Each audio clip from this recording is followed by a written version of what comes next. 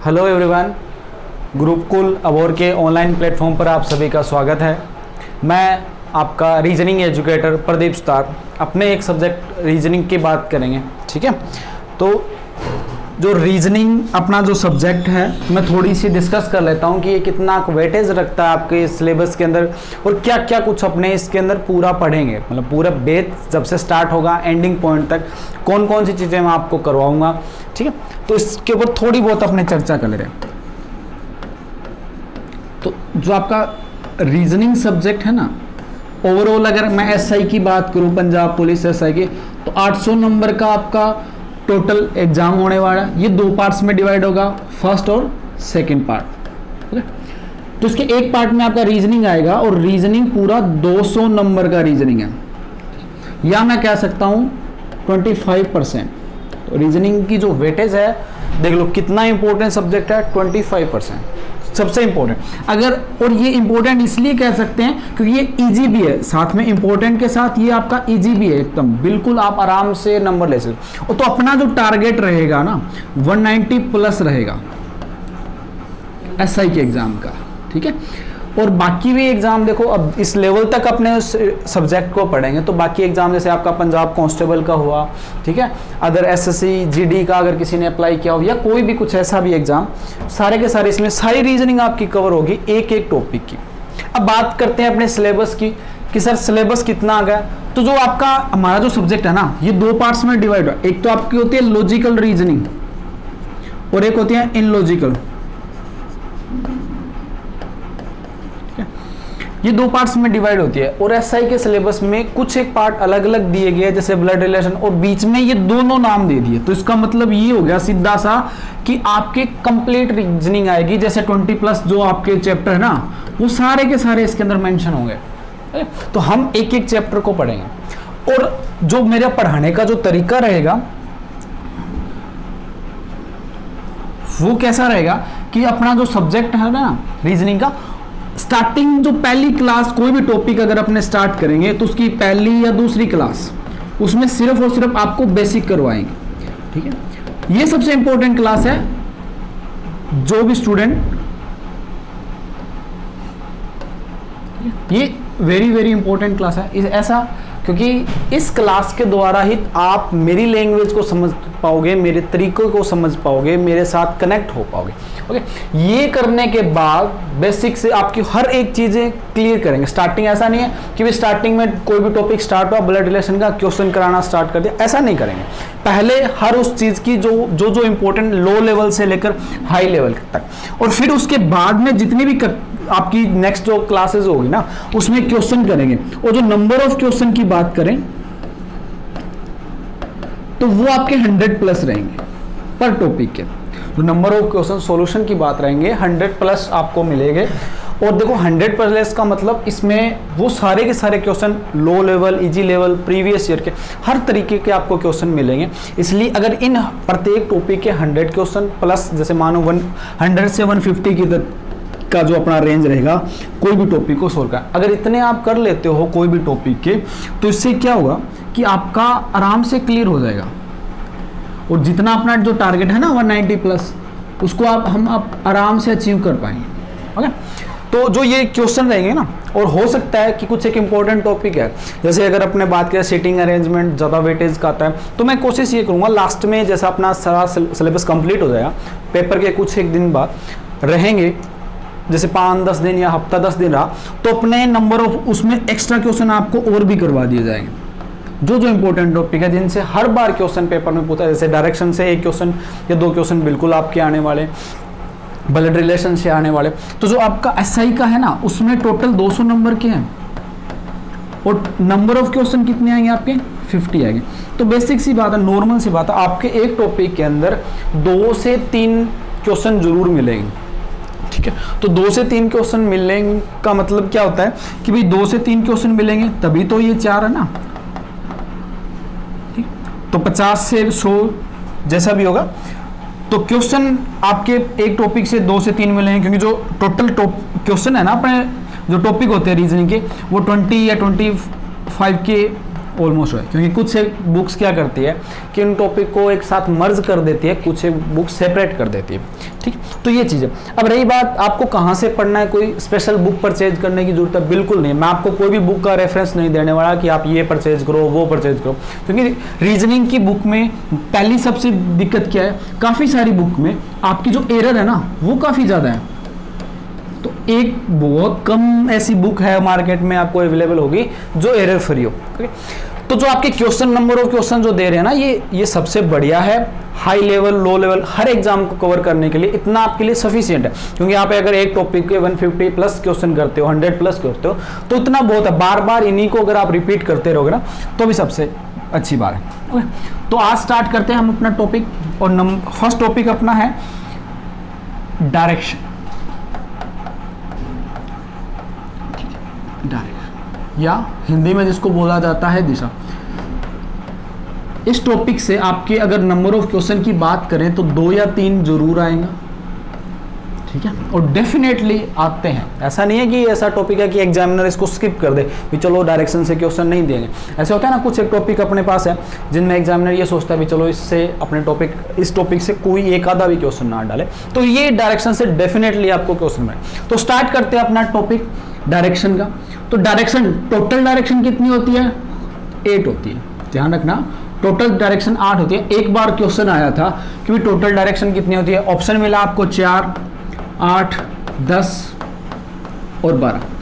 तो जिनको नहीं पता था उन्होंने लगाया आपका भी टोटल डायरेक्शन 4 है, यही सुनते हैं। ध्यान रखना ये गलत है। आपकी टोटल नंबर ऑफ डायरेक्शन कितनी होती है? 8 होती है। उस कैसे 8 होती है, कैसे डिफाइन, कौन कौन सी होती है, वो भी सारा डिस्कस करेंगे। तो उसको 2 पार्ट्स में डिवाइड कर रखा है आपको, ठीक है, 4 और 4, 4 और 4 पार्ट्स में ये टोटल डिवाइड है। जो मेन डायरेक्शन है, मुख्य जो दिशाएं हैं वो कितनी होती है आपकी? 4, ठीक है। उसके साथ टोटल आपकी और कितनी हो जाती है? 4।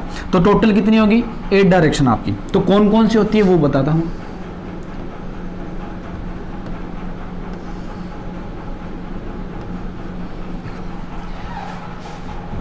छोटी क्लासों में या 10th में एक चीज़ पढ़ी थी और अपने को टीचर्स ने एक चीज़ पढ़ाई थी, वो क्या करे, आपने कभी हमेशा मैप किया, और मैप करते टाइम आपको ये बोला जाता था ना कि भी जो आपका, आप चाहे कोई भी डायरेक्शन की तरफ हो, आपका जो ऊपर वाला हिस्सा है, जो आपका मैप का फ्रंट पेज से जो ऊपर वाला जो भी है, वो आपका कौन सी डायरेक्शन होती है?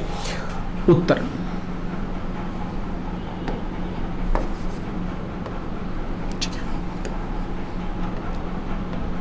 या नॉर्थ डायरेक्शन।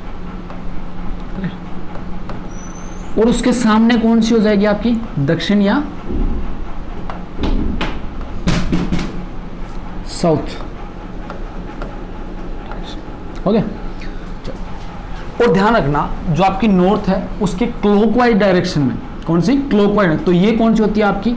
इस डायरेक्शन, या जिसको कहते हैं अपने पूर्व दिशा। और ये कौन सी होती है आपकी? पश्चिम डायरेक्शन, या जिसको कहते हैं अपने वेस्ट डायरेक्शन। ये हुई आपकी कितनी direction? Total number of direction 4 direction हो। अब बात आती है बाकी बची हुई 4। देखो ध्यान रखना, जो व्यक्ति, कोई भी पर्सन अगर यहाँ पे है, इस पॉइंट पे है,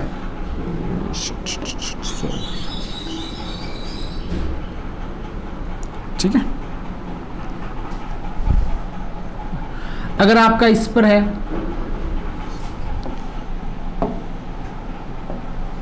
ठीक है, तो वो कौन से में? ईस्ट में जा रहा है। यहाँ पर भी ईस्ट में जा रहा है, ईस्ट में।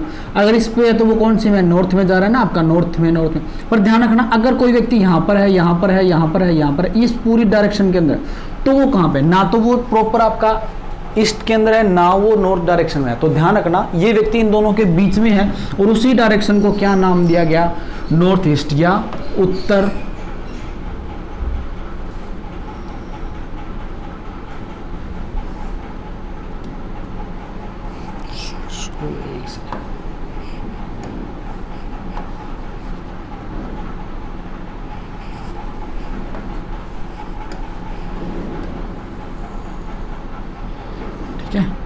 उत्तर पूर्व, चाहे उत्तर पूर्व बोल दो, पूर्व उत्तर बोल दो, कोई फर्क नहीं पड़ता, ठीक है।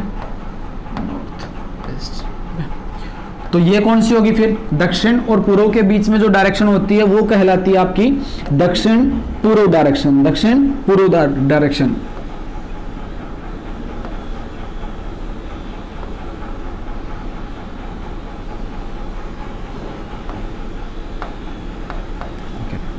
इन दोनों के बीच वाली, दक्षिण और पश्चिम के बीच में या वेस्ट और साउथ के बीच में है, तो वो कौन सी हो जाएगी आपकी दक्षिण पश्चिम डायरेक्शन, साउथ वेस्ट डायरेक्शन। और ये उत्तर पश्चिम, ठीक है, या जिसको क्या बोलते हैं नॉर्थ वेस्ट डायरेक्शन। होगी टोटल नंबर ऑफ डायरेक्शन कितनी होगी आपकी, 1 2 3 4 टोटल 8। तो ध्यान रखना, तो डायरेक्शन आपकी कितनी होगी, मैंने बताया था टोटल हमेशा आपकी कितनी रहेगी 8, 2 पार्ट्स में डिवाइड होगी आपकी 4 और 4 के पार्ट्स में। यहाँ तक कोई दिक्कत किसी, चले आगे बात करें। देखो अगर मैं स्टार्टिंग कर सोचना, यहाँ से चला कोई व्यक्ति और वापस यहाँ पर आया तो एक सर्कल के रूप में चला, और कितने डिग्री का कोण होता है ये टोटल आपका 360 डिग्री। कितने डिग्री का कोण होता है 360 डिग्री। सर्कल हमेशा कितने डिग्री का होता है, हमेशा 360 डिग्री का होता है। ओके, अब कितने पार्ट्स में डिवाइड है ये, 1 पार्ट 2 3 4 5 6 7 8। तो आप यूं कह सकते हो ना 360 को प्रत्येक 8 पार्ट में या 8 पार्ट्स में डिवाइड है, तो प्रत्येक पार्ट कितने डिग्री का हो गया, हमेशा 45 डिग्री का। इसका मतलब किन्हीं दो डायरेक्शन के बीच में कितने डिग्री का एंगल बनेगा आपका, 45 डिग्री या 45। ये भी 45, ये भी 45, 45 45 45। तो ये सारे के सारे कितने डिग्री के एंगल हो जाएंगे हमेशा आपका 45 डिग्री के या 45 डिग्री, ठीक है। ध्यान रखना जब आपका कोई भी एंगल दिया जाएगा ना डायरेक्शन के अंदर, वो हमेशा 45 का मल्टीपल में ही देगा, या 90 डिग्री 180 डिग्री, तो वो 45, ऐसा कोई भी एंगल नहीं दिया जाएगा जैसे 93 डिग्री एंगल कभी नहीं दिया जाता ऐसा, क्योंकि उसको पता है जो पार्ट्स में डिवाइड होते हैं ना 45, इसको ड्रॉ करना बहुत ईजी होता है। तो समझ में आए कि टोटल कितने आएगा 360, प्रत्येक 2 डायरेक्शन के मध्य कितने डिग्री का कोण होता है आपका 45 डिग्री का। चलिए जी,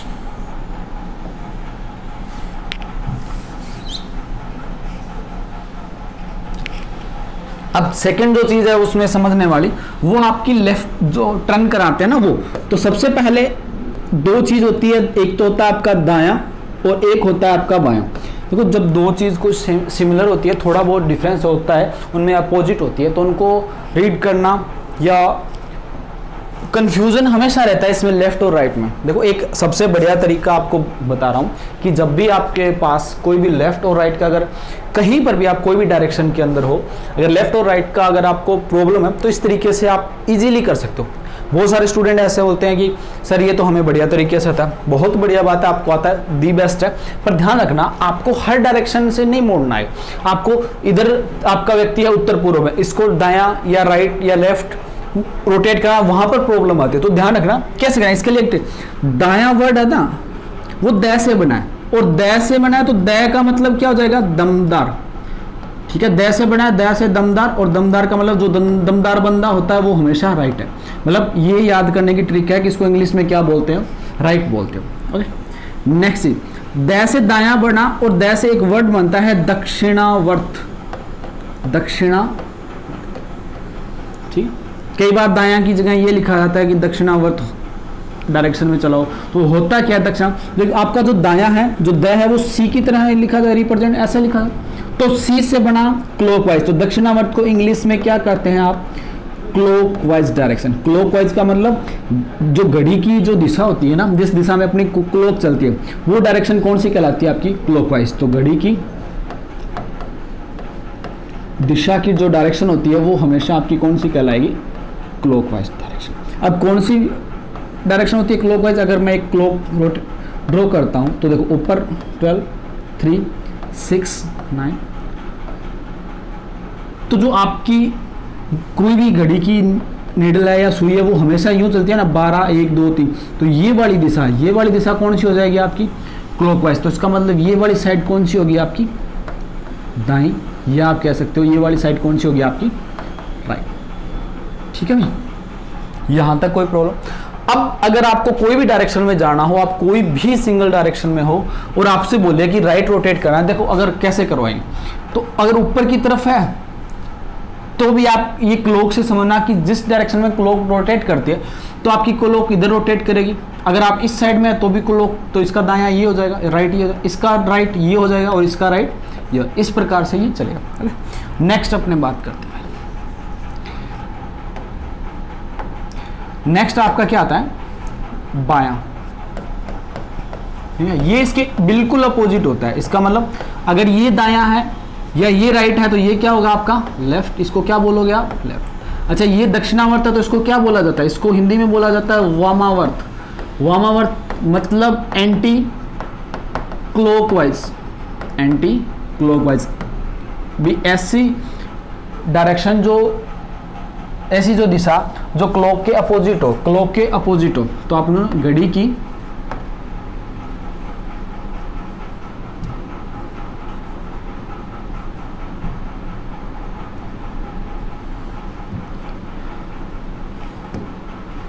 तो घड़ी की विपरीत दिशा, मतलब घड़ी की विपरीत। अगर मैं एक छोटी सी घड़ी यहाँ पर भी ड्रॉ करता हूँ तो देखना 12, 3, 6, 9, तो आपकी जो घड़ी है 12 रोटेट कैसे करती है, 1, 2 इस डायरेक्शन में। आपको एंटी क्लॉकवाइज जाना है, मतलब इसके विपरीत जाना है, तो ये वाली कौन सी हो जाएगी आपकी बाईं साइड। ये वाली दिशा कौन सी हो जाएगी आपकी बाईं साइड, क्योंकि 12 यूं इस साइड में चलेगा ना, तो ये बायां, और ये वाली साइड इस साइड में आपकी घड़ी रोटेट करती है तो ये वाली साइड कौन सी हो जाएगी। ये दो सबसे मोस्ट इंपॉर्टेंट चीज़ है, ठीक है, डायरेक्शन के अंदर, क्योंकि सबसे ज़्यादा कंफ्यूजन क्रिएट करेगा आपका सिर्फ और सिर्फ लेफ्ट राइट के चक्कर में। भाई कहाँ पर इसको लेफ्ट रोटेट कराना है, कहाँ पर इसको राइट रोटेट। हो गया सबका क्लियर। चलो थोड़ी सी बात आगे कर, अब अपने बात करते हैं कैसे आपको लेफ्ट और राइट रोटेट कराना है। अगर आपका बंदा कोई नॉर्थ डायरेक्शन के ऊपर जा रहा है, नॉर्थ डायरेक्शन में जा रहा है, ठीक है। सेकंड चीज़ अब आपको बोली जाएगी कि भाई वो राइट रोटेट कराना है, तो राइट रोटेट जो स्टार्टिंग में ना, जिसको नहीं पता, आप 5-10 क्वेश्चन में एक छोटी सी चीज़ अप्लाई कर सकते हो। एक छोटी सी क्लॉक ड्रॉ कर लो, ऊपर हमेशा 12, इधर 3, 6 और इधर क्या होता है आपका 9। राइट रोटेट कराना है तो इसका मतलब क्लॉकवाइज। अच्छा, आपकी क्लॉक कैसे रोटेट करेगी, इस डायरेक्शन में, तो मतलब बंदा आपका राइट इधर है, ओके। अब यहाँ से दोबारा अगर उसको राइट रोटेट कराना है तो ऊपर हमेशा आपका कितना होना है, 12, 6, सॉरी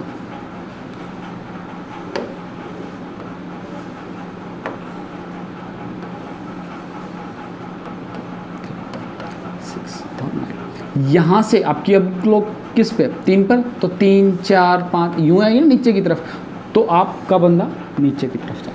दोबारा अगर उसको राइट रोटेट करवाना है ना, तो अभी ये कितना, 3, 6, 9, ठीक है।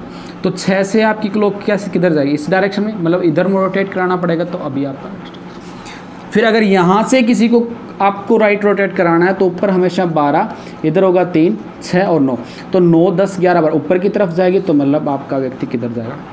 इस तरीके से आप कोई भी डायरेक्शन से किसी भी व्यक्ति को लेफ्ट और राइट रोटेट करा। तो अगर राइट है, अगर इस डायरेक्शन में है, तो इसका मतलब हमेशा आपका ध्यान रखना ये 12 ऊपर रहेगा, 6, 3, 9 ऐसा।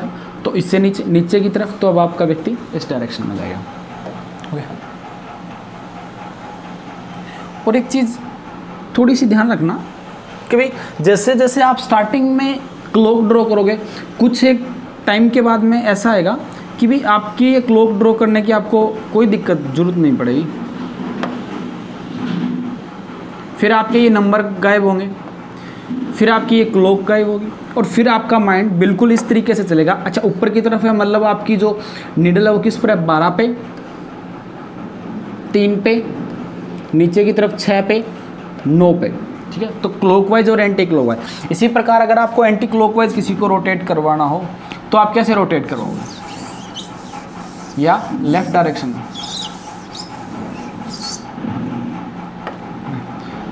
लेफ्ट डायरेक्शन में। लेफ्ट का मतलब क्या होता है, आपका घड़ी के विपरीत दिशा या एंटी क्लॉकवाइज। तो यहाँ से आपका जो सुई है वो 12 पर है, घड़ी की विपरीत, घड़ी की दिशा ये होती है ना, 1, 2, 3, आपको अपोजिट जाना है, तो ये दिशा, एक बार लेफ्ट। अगर मैं दोबारा लेफ्ट लेने की बात करता हूँ, सुई आपकी 9 पर है, 9 से 10, 11 बार यूँ चलती है, आपको एंटी क्लॉकवाइज चलना है, तो दोबारा यहाँ पर आ गया। फिर इसका अगर दोबारा लेफ्ट, तो इस साइड में रोटेट करेगा, इसका दोबारा लेफ्ट, तो ठीक है। ये हुआ आपका लेफ्ट और राइट का कॉन्सेप्ट। और एक चीज़ आपने एक चीज़ पर गौर किया होगा, जब भी अब मैं मोड़ रहा हूँ तो हमेशा 90 डिग्री के एंगल पर मोड़।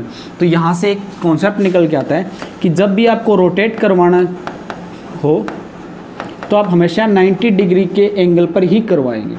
किसी को लेफ़्ट या राइट मोड़ना हो तो हमेशा 90 डिग्री के एंगल पर ही उसका लेफ़्ट और राइट रोटेट करा। ठीक है, ओके जी, नेक्स्ट बात करते हैं।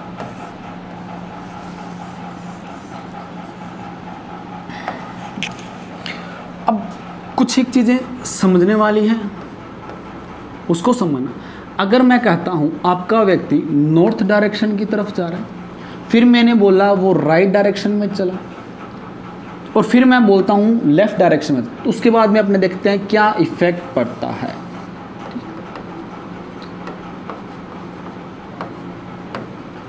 नॉर्थ में राइट मतलब क्लॉकवाइज, घड़ी की सुई आपकी अभी 12 पर है, चलो इधर हो। अब आपको लेफ्ट मतलब घड़ी की सुई आपकी 3 पर है, एंटी क्लॉकवाइज ऊपर की तरफ जाएगी। तो अब आपका व्यक्ति तो पहले भी वो नॉर्थ डायरेक्शन में जा रहा था, अब भी वो नॉर्थ डायरेक्शन में। एक चीज़ और समझते हैं, अगर आपका व्यक्ति नॉर्थ में पहले लेफ़्ट रोटेट करो फिर राइट रोटेट करो तो क्या फ़र्क पड़ा? सर फ़र्क कुछ नहीं पड़ेगा। अभी लेफ़्ट एंटी क्लॉकवाइज, चलो इधर। अब क्लॉकवाइज राइट रोटेट कराना तो ऊपर की तरफ, पहले भी उसी डायरेक्शन में जा रहा था जिस डायरेक्शन में। इसका मतलब अगर किसी व्यक्ति को एक बार राइट और एक बार लेफ़्ट रोटेट करवाने पर उसकी डायरेक्शन पर कोई इफेक्ट नहीं पड़ेगा। या मैं इसी चीज़ को दूसरे तरीके से कहूँ कि एक राइट और एक लेफ़्ट एक दूसरे से कैंसिल हो जाते हैं, क्योंकि एक बार राइट किया लेफ़्ट किया तो बात तो घूम फिर के वहीं आ गई। यहाँ पर भी एक बार लेफ़्ट किया एक बार राइट किया तो रोटेट हो गया, तो आपका बंदा उसी डायरेक्शन में जा रहा है ना। तो एक नई चीज़ कि लेफ़्ट और राइट एक दूसरे से, ये बहुत इंपॉर्टेंट चीज़ है, ध्यान रखना।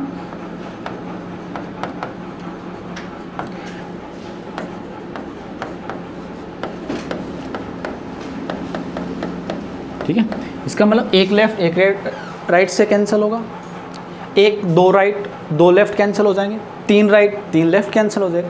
इसी प्रकार आपके 100 अगर राइट है 100 लेफ़्ट है तो आप इजीली इसको क्रैक करो। देखो ये इसलिए इंपॉर्टेंट है क्योंकि इससे बहुत सारी चीज़ें हैं जो अभी तक नहीं आई। जो लेटेस्ट पैटर्न के जो हाई लेवल के क्वेश्चन है ना, वो इन्हीं से सोल्व होने वाले, जो विदाउट अगर आपको डायग्राम किसी को करना।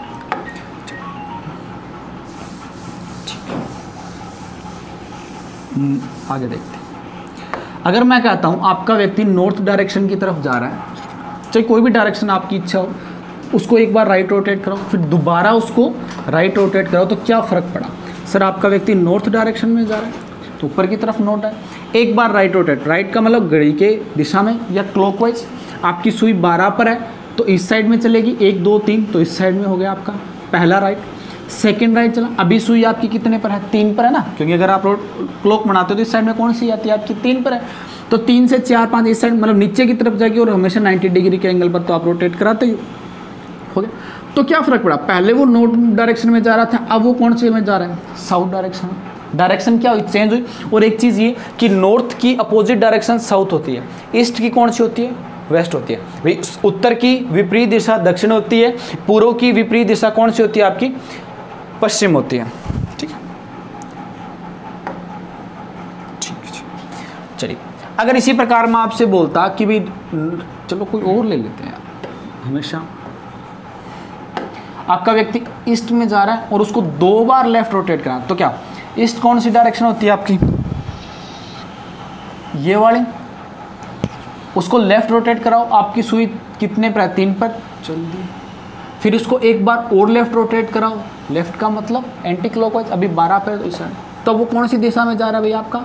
West direction. पहले कौन सी दिशा में जा रहा था आपका?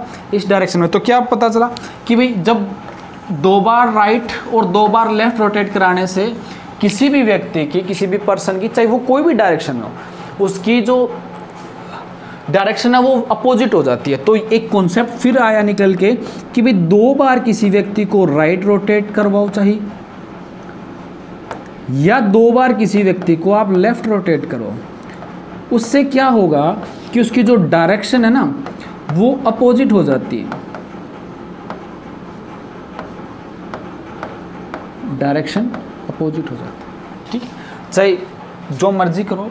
चलो आगे कुछ चीज़ें और सीखते हैं।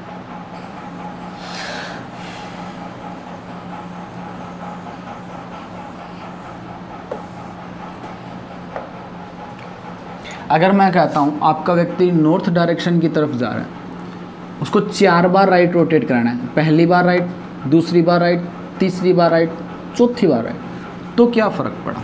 सर आपका व्यक्ति नॉर्थ डायरेक्शन में जा रहा है, चल दिया राइट, पहला राइट लो तो क्या किस डायरेक्शन इधर हो जाए, क्योंकि 12 1 2 3 इस साइड। अभी सुई आपकी 3 पर है, दोबारा राइट अगर अपने लेंगे तो नीचे की तरफ जाएगी ना, क्योंकि 3 4 5 यूँ चलेगी नीचे की तरफ। अभी सुई 6 पर है तो एक बार और राइट लो उसको, 6 7 इस साइड में तो राइट हो जाएगा, वो वाली साइड आपकी क्या हो जाएगी लेफ्ट। 1 2 3 और एक बार और आपने राइट लिया तो वही डायरेक्शन। तो इसका मतलब जो पहले जो डायरेक्शन जा रही थी अब भी वही डायरेक्शन जा रही है। या कह सकते हैं जब 2 बार उसको चेंज करोगे ना, 2 बार राइट रोटेट करोगे तो इसकी जो डायरेक्शन अपोजिट हो जाती है। नॉर्थ की कौन सी हो जाएगी आपकी साउथ, और फिर दोबारा 2 बार राइट करोगे तो साउथ की वापस कौन सी आ जाएगी नॉर्थ। यही कॉन्सेप्ट आपका लेफ्ट साइड में ही लगेगा, ठीक है। अगर लेफ्ट में किसी को चलाना है, चलो एक बार लेफ्ट, दूसरी बार लेफ्ट चलाना है चल दिए, दूसरी बार है, तीसरी बार चलाना है तो चल दिए, चौथी बार चलाना है तो चल दिए लेफ्ट। तो कॉन्सेप्ट क्या रहा, जिस डायरेक्शन में पहले था अभी भी उसी डायरेक्शन। इसका मतलब अगर आप किसी को 4 बार राइट या 4 बार लेफ्ट रोटेट करवाते हो तो यहाँ से एक चीज़ समझ में आती है, और वो ये आती है कि उसकी जो डायरेक्शन है वो सेम रहेगी। सारी चीज़ें आपको धीरे धीरे पता चलेगी जब अपने क्वेश्चन में भी ये इन चीज़ों का क्या मतलब है, क्यों इतना बेसिक इंपॉर्टेंट। अगर आप करते जाओ हर चीज़ बहुत खूबसूरती से एक दूसरे के साथ कनेक्ट हो जाए। तो अपने यूँ कह सकते हैं ना कि भाई किसी व्यक्ति को 4 बार आप लेफ़्ट रोटेट कराओ, या किसी व्यक्ति को अगर मैं 4 बार राइट रोटेट करवाता हूँ तो उस कंडीशन में उसकी जो डायरेक्शन है ना उस पर क्या इफ़ेक्ट पड़ता है। सर उसकी डायरेक्शन पर एक इफ़ेक्ट पड़ता है, डायरेक्शन क्या रहती है, सेम रहती है या दिशा समान रहती है, ठीक है। जो उसकी डायरेक्शन है वो क्या रहेगी आपकी, सेम रहेगी, जो दिशा है उसकी वो क्या रहेगी, समान। तो अब तक क्या चीज़ सीखा, 8 डायरेक्शन होती है, ये बात पूरी की पूरी सारी की सारी 8 डायरेक्शन ये होगी। प्रत्येक 2 डायरेक्शन में 45 डिग्री का एंगल बनता है। सेकंड चीज़, लेफ्ट का मतलब राइट का मतलब, लेफ्ट या दायां, दायां बंदा दै से दायां, दै से दमदार, और दमदार बंदा हमेशा क्या होता है आपका राइट होता है, नंबर 1। फिर दै से दायां और दै से दक्षिणावर्त बना, दै थोड़ा सी की तरह लिखा जाता है तो सी से बना क्लॉकवाइज, मतलब जो घड़ी की दिशा होती है ना वही आपकी कौन सी होती है, क्लॉकवाइज, और उसे ही क्या बोलते हो आप, दायां। फिर आ जाता है बाएं की बात, बायां क्या होता है आपका लेफ्ट, एंटी क्लॉकवाइज, घड़ी की विपरीत दिशा, ठीक है। तो वो आपके, फिर आपने सीखा कि जब भी आप रोटेट कराओगे किसी पर्सन को हमेशा 90 डिग्री के एंगल पर रोटेट करोगे। सेकंड चीज़, लेफ्ट और राइट क्या हो जाते हैं एक दूसरे से कैंसिल होने का मतलब, अगर एक बार लेफ्ट और एक बार राइट अगर आप किसी को रोटेट करवाते हो तो इसका मतलब वो सेम डायरेक्शन में रहेगा। अगर 2 लेफ्ट 2 राइट आएंगे तो कैंसिल, 3 लेफ्ट 3 राइट आएंगे तो कैंसिल, 1000 राइट 1000 लेफ्ट से क्या हो जाएगा, कैंसिल हो जाएगा। फिर आई कि 2 बार अगर किसी को राइट रोटेट करवाओ या 2 बार लेफ्ट रोटेट कराओ तो क्या अलग अलग, ऐसा नहीं है भी 2 बार राइट और 2 बार लेफ्ट, ये तो कैंसिल हो जाए, अलग अलग। किसी व्यक्ति को 2 बार राइट रोटेट करवाने पर क्या होगी, दिशा अपोजिट हो जाती है, दिशा विपरीत हो जाती है। किसी को 2 बार लेफ्ट रोटेट करवा दो तो भी क्या होगा कि दिशा उसकी क्या हो जाती है, अपोजिट हो जाती है, चेंज हो जाती है। फिर अपने बात आई भी 4 बार किसी को लेफ्ट और 4 बार राइट रोटेट करवाने पर क्या हो जाती है, उसकी डायरेक्शन हमेशा क्या रहती है, सेम। एक छोटी सी चीज़ है और लास्ट जो इंपॉर्टेंट है इसके बेसिक में जो काम है उसको बोलते हैं पाइथागोरस थ्योरम, पाइथागोरस प्रमेय। ये सबने पढ़ी है, ये कहाँ पर काम आएगी, ये आपकी डिस्टेंस बताएगी। क्या होती है कि कर्ण स्क्वायर बराबर आधार स्क्वायर प्लस का लंब स्क्वायर, हाइपोटेनियस स्क्वायर बराबर बेस स्क्वायर प्लस का परपेंडिकुलर स्क्वायर। और ये कौन सी होती है, ये ट्राइंगल। ये 90 डिग्री का एंगल बनता है। इसके सामने वाली हाइपोटेनियस जो सबसे बड़ी होती है ये आपका होता है बेस, और ये आपका क्या होता है, परपेंडिकुलर। ओके, एक इसमें फेमस आता है ट्राइंगल भाई 3 4 5 का, 3 4 5 का, ये याद रखना बहुत आता है इस डायरेक्शन में भी। जब 2 आपकी कोई भी दिशाएं 3 और 4 की हो ना तो जो हाइपोटेनियस है जिसका कर्ण है जो सबसे बड़ी होती है वो हमेशा 5 होते हैं। इनके मल्टीपल वाले भी है, जैसे इसको सबको 2 से गुणा, 6 4 2 8 तो तीसरी भुजा 10 हो जाएगी, 3 से गुणा करो, 3 3 9, 4 3 12 तो ये कितनी हो जाएगी, 15। तो ये सबसे इम्पोर्टेंट है, इस पर बहुत सारी चीज़ें पूछी जाएगी, ठीक, मतलब बहुत आता है डायरेक्शन के अंदर 3 4 5 का, ठीक। ये रहा भी आपका पूरा बेसिक कॉन्सेप्ट। नेक्स्ट क्लास में अपने इसके थोड़े थोड़े क्वेश्चन के ऊपर बातचीत करेंगे कि कैसे स्टार्ट करने हैं, कैसे नहीं करने। तो आज के लिए जितना आपको करवाया, एक दो बार बहुत अच्छी तरीके से पढ़ना, समझना, क्योंकि ये चीज़ें आगे तभी एक दूसरे से कनेक्ट होगी जब आपको ये बेसिक बढ़िया तरीके से आए। हाँ, कुछ एक स्टूडेंट ऐसे भी होंगे जिन्होंने पहले डायरेक्शन किया हो, तो मैं उनको एक चीज़ बता देता हूँ, हर टीचर का अपना अलग कॉन्सेप्ट होता है, अलग तरीका होता है। कहीं आप आगे जाके आपको यही पता चले एक दो क्लासों के बाद कि ये हमें समझ में नहीं, तो रीज़न उसका यही होगा कि आपने अच्छी तरीके से बेसिक को कवर नहीं किया। तो ये अगर बेसिक बढ़िया तरीके से कर लेते हो तो आप बढ़िया आराम से हर एक क्वेश्चन को, बहुत सारे 90-80 प्लस क्वेश्चन को आप विदाउट डायग्राम, विदाउट कुछ एक क्वेश्चन ऐसे हैं बिना पेन उठाए आप आराम से उसका आंसर दो। Okay, thank you. बाकी बात नेक्स्ट क्लास में।